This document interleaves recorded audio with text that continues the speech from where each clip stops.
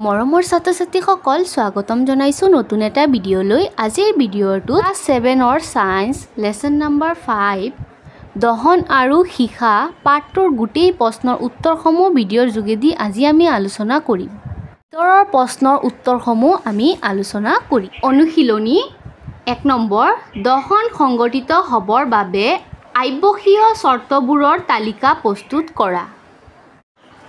ইন্ধন বায়ু অক্সিজেন যোগান ধৰিবলৈ আৰু তাপ জ্বলন উচ্চতা বৃদ্ধি কৰাৰ বাবে। খালী ঠাই পূৰ কৰা।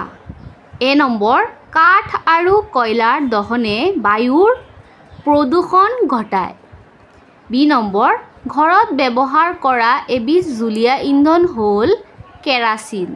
চি নম্বৰ দহন আৰম্ভ হোৱাৰ আগতে ইন্ধনক তাৰ জ্বলন উচ্চতা নিশ্চয়কৈ তপতাপ লাগে। ডি নম্বৰ তেলৰ দ্বাৰা উৎপন্ন হোৱা জুই পানীৰ দ্বাৰা নিয়ন্ত্ৰণ কৰিব নোৱাৰি। 3 নম্বৰ যান-বাহনত CNGৰ ব্যৱহাৰে আমাৰ নগৰবোৰত কিদৰে প্ৰদূষণ কমাইছে ব্যাখ্যা কৰা। উত্তৰ CNG যান-বাহন ব্যৱহাৰে আমাৰ চহৰবোৰত প্ৰদূষণ হ্ৰাস কৰিছে, য'ত বায়ু প্ৰদূষণ এটা ডাঙৰ সমস্যা আছিল। ইয়াৰ কাৰণ হ'ল আন ইন্ধন যেনে পেট্ৰল, ডিজেল, কয়লা আদি বৃহৎ পৰিসৰত জ্বলোৱা। এতিয়া CNG কম প্ৰদূষণকাৰী আৰু পৰিষ্কাৰ ইন্ধন। ইয়াৰ কেলৰিফিক মান বেছি।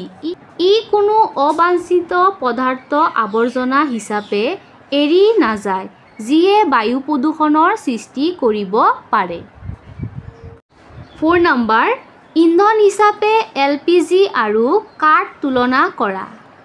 উত্তৰ কাঠ পোৱাৰ ফলত অধিক পৰিমাণৰ ধোঁৱাৰ সৃষ্টি হয়, যি মানুহৰ বাবে ক্ষতিকাৰক।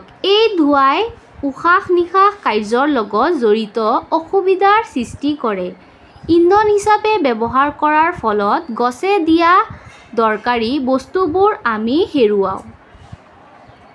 আনহাতে LPG ব্যৱহাৰৰ ফলত ধোঁৱাৰ পৰিমাণ কম হয়। ইয়াৰ জ্বলন উচ্চতা কাঠতকৈ কম হোৱাৰ বাবে সহজতে জ্বলে। LPGৰ কেলনি মান কাঠতকৈ বেছি। সেইবাবে আমি LPGৰ পৰা বেছি পৰিমাণৰ ইন্ধন পাব পাৰোঁ। 5 নম্বৰ কাৰণ দৰ্শোৱা। এ নম্বৰ বৈদ্যুতিক আহিলা জড়িত জুইক নিয়ন্ত্ৰণ কৰিবলৈ পানী ব্যৱহাৰ কৰা নহয়। উত্তৰ কাৰণ পানী বিদ্যুতৰ ভাল পৰিবাহী। পানীৰ মাজেৰে বৈদ্যুতিক প্ৰবাহ হৈ যাব পাৰে আৰু ইয়াৰ ফলত অধিক ক্ষতি হ'ব পাৰে। বি নম্বৰ ঘৰুৱা ব্যৱহাৰৰ বাবে কাঠতকৈ LPG অধিক ভাল। বি নম্বৰৰ উত্তৰ কাৰণ ই অধিক পৰিষ্কাৰ, প্ৰদূষণযুক্ত আৰু সস্তা ইন্ধন। চি নম্বৰ কাগজ এখনত সহজে জুই লাগে, আনহাতে এলুমিনিয়াম পাইপত মেৰুওৱা কাগজত সহজে নালাগে। চি নম্বৰৰ উত্তৰ যেতিয়া কাগজখন এলুমিনিয়াম পাইপৰ চাৰিওফালে মেৰিয়াই লোৱা হয়, তেতিয়া কাগজ এলুমিনিয়ামৰ সংস্পৰ্শলৈ অহাৰ লগে লগে ইগনিছৰ উচ্চতা সলনি হয়। 6 নম্বৰ মমবাতিৰ শিখা এটাৰ চিত্ৰ আঁকি চিহ্নিত কৰা। পৃষ্ঠা নং 120ত দিয়া আছে মমবাতি এটাৰ চিত্ৰ চাই লোৱা দিয়া আছে। এইটো তোমালোকে আঁকি চিহ্নিত কৰিবলৈ কৈছে। এই নামবিলাক তোমালোকে লিখি ল'বা। 7 নম্বৰ ইন্ধনৰ কেলৰি মান প্ৰকাশ কৰা এককটোৰ মান লিখা। উত্তৰ কি হ'ব? ইন্ধনৰ কেলৰিৰ মান প্ৰকাশ কৰা এককটো হ'ল কিলোজুল বা কেজি। 8 নম্বৰ কাৰ্বন ডাই অক্সাইডে কেনেকৈ জুই নিয়ন্ত্ৰণ কৰিব পাৰে ব্যাখ্যা কৰা। উত্তৰ কাৰ্বন ডাই অক্সাইড অক্সিজেনতকৈ গধুৰ হোৱাৰ বাবে ই জুইকুৰা কম্বলৰ দৰে ঢাকি ধৰে। এনে হোৱাৰ ফলত যিহেতু ইন্ধন আৰু অক্সিজেনৰ মাজৰ সংস্পৰ্শ বিচ্ছিন্ন হয়, গতিকে জুইকুৰা নিয়ন্ত্ৰণ হয়। যেতিয়া কাৰ্বন ডাই অক্সাইড চিলিণ্ডাৰৰ পৰা ওলাই ই আয়তন হিচাপত বহু পৰিমাণে প্ৰসাৰিত হয় আৰু কেঁচা হৈ পৰে, গতিকে ই ইন্ধনৰ উচ্চতাও কমাই দিয়ে। 9 নম্বৰ, কেঁচা পাতৰ দম এটা পুৰিবলৈ টান কিন্তু শুকান পাতত সহজে জুই লাগে। ব্যাখ্যা কৰা। উত্তৰ, কেঁচা পাতত পানী থাকে, পানী জুই নুমাবলৈ ব্যৱহাৰ কৰা হয়, সেয়েহে কেঁচা পাতৰ দমত জুই নালাগে। আনহাতে শুকান পাতত পানী নাথাকে, সেইবাবে ই সহজে জ্বলে। 10 নম্বৰ, সোণ আৰু ৰূপ গলাবলৈ সোণাৰী এজনে সীসাৰ কোনটো মণ্ডল ব্যৱহাৰ কৰে? ব্যাখ্যা কৰা। উত্তৰ, সোণ ৰূপ গলাবলৈ সীসাৰ ব্যৱহাৰত বাহিৰতম মণ্ডল অৰ্থাৎ দীপ্তহীন মণ্ডলটো ব্যৱহাৰ কৰা হয়, কাৰণ এই অংশটো সীসাৰ সৰ্বাধিক তপত। আকৌ দীপ্তমান মণ্ডলত জ্বলি নোযোৱা কাৰ্বন কণাৰ অৱশেষ থাকে। যদি দীপ্তমান মণ্ডল সোণ ৰূপ গলাবলৈ ব্যৱহাৰ কৰা হয়, তেতিয়া গহনাৰ ওপৰত কাৰ্বনৰ ক'লা দাগ পৰিব। 11 নম্বৰ, কোনো এটা পৰীক্ষাত ইন্ধন এটাৰ 4.5 কেজি পৰিমাণক সম্পূৰ্ণভাৱে পোৰা হ'ল। উৎপন্ন 1,80,000 কেজি পোৱা গ'ল। ইন্ধনটোৰ কেলৰি মান গণনা কৰা। উত্তৰটো এনেকৈ লিখিবা, ইন্ধনৰ ভৰ 4.5 কেজি, তাপৰ পৰিমাণ 1,80,000 কেজি। এতিয়া কেলৰিৰ মান কিমান হ'ব? ইন্ধনৰ ভৰ আৰু তাপৰ পৰিমাণ আৰু ইন্ধনৰ ভৰ এইটো হৰণ কৰিবা। হৰণ কৰিলে এনচাৰটো ওলাই যাব। এনচাৰটো হ'ব 40,000 কেজি। 12 নম্বৰ, মামৰ ধৰা প্ৰক্ৰিয়াটোক দহন বুলি ক'ব পাৰিনে? আলোচনা কৰা।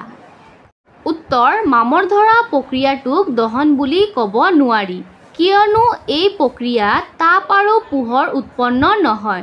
দহন হ'বলৈ হ'লে তাপ আৰু পোহৰ শক্তি উৎপন্ন হ'ব লাগিব। আবিদা আৰু ৰমেশে এটা পৰীক্ষা কৰি আছে য'ত বিকাৰত পানীৰ তপ-তাপ লাগে। আবিদাই মমবাতি সীসাৰ হালধীয়া অংশৰ ওচৰত বিকাৰটো ৰাখিলে। ৰমেশে সীসাটোৰ বহিৰ্তম অংশত বিকাৰটো ৰাখিলে। কাৰ পানীখিনি সোনকালে তপত হ'ব? উত্তৰ, সীসাৰ আটাইতকৈ বাহিৰৰ অংশত ৰখা বিকাৰটো কম সময়তে গৰম হ'ব, কাৰণ ইয়াত অধিক তাপ উৎপন্ন হয়। ইয়াত সম্পূৰ্ণ দহন ঘটে আৰু উৎপন্ন হোৱা তাপ সৰ্বাধিক হয়। পাঠটোৰ আমি ভিতৰৰ প্ৰশ্নসমূহ আলোচনা কৰিম। দহন কি? কোনো পদাৰ্থই অক্সিজেনৰ লগত বিক্ৰিয়া কৰি তাপ নিৰ্গত কৰা ৰাসায়নিক প্ৰক্ৰিয়াক দহন বোলা হয়। খাদ্য আমাৰ শৰীৰৰ বাবে ইন্ধন। ব্যাখ্যা কৰা। উত্তৰ, আমাৰ শৰীৰত অক্সিজেনৰ সৈতে বিক্ৰিয়াৰ ফলত খাদ্য ভাঙি যায় আৰু তাপ উৎপন্ন হয়, গতিকে খাদ্যক আমাৰ শৰীৰৰ ইন্ধন বোলে। প্ৰজ্বলন উচ্চতা কি? উত্তৰ, সি সৰ্বনিম্ন উচ্চতাত কোনো পদাৰ্থই জুই লগায়, সেই উচ্চতাক ইয়াৰ প্ৰজ্বলন উচ্চতা বোলা হয়। জ্বলনশীল পদাৰ্থৰ সংজ্ঞা দিয়া আৰু উদাহৰণ দিয়া। উত্তৰ, যিবোৰ পদাৰ্থৰ প্ৰজ্বলনৰ উচ্চতা অতি কম আৰু জুইৰ সীসাৰে সহজে জুই জ্বলিব পাৰে, সেইবোৰকে জ্বলনশীল পদাৰ্থ বুলি কোৱা হয়। জ্বলনশীল পদাৰ্থৰ উদাহৰণ হ'ল পেট্ৰল, এলকহল, LPG আদি। দ্ৰুত দহন কি? উত্তৰ, দ্ৰুত গতিত জ্বলি উৎপন্ন হয় আৰু তাপ আৰু পোহৰ উৎপন্ন কৰে, এনে দহনক দ্ৰুত দহন বুলি জনা যায়।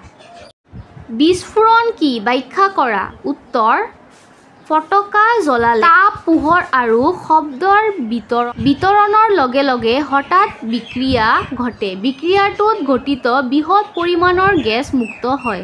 এনে বিক্ৰিয়াক বিস্ফোৰণ বোলা হয়। ফটকাৰ বা বোমৰ ওপৰত চাপ দিলেও বিস্ফোৰণ হ'ব পাৰে। জ্বলনীয় পদাৰ্থ কি? বায়ুত জ্বলি থকা পদাৰ্থবোৰক জ্বলনীয় পদাৰ্থ বোলা হয়। দহনৰ বাবে কোনটো গেছ অপৰিহাৰ্য? উত্তৰ অক্সিজেন। এচিড বৰষুণ কি? উত্তৰ ছালফাৰ আৰু নাইট্ৰজেনৰ অক্সাইড বৰষুণৰ পানী দ্ৰৱীভূত হৈ এচিড গঠন কৰে। এনে বৰষুণক এচিড বৰষুণ বুলি কোৱা হয়। এইটো শস্য, অট্টালিকা আৰু মাটিৰ বাবে অতি ক্ষতিকাৰক।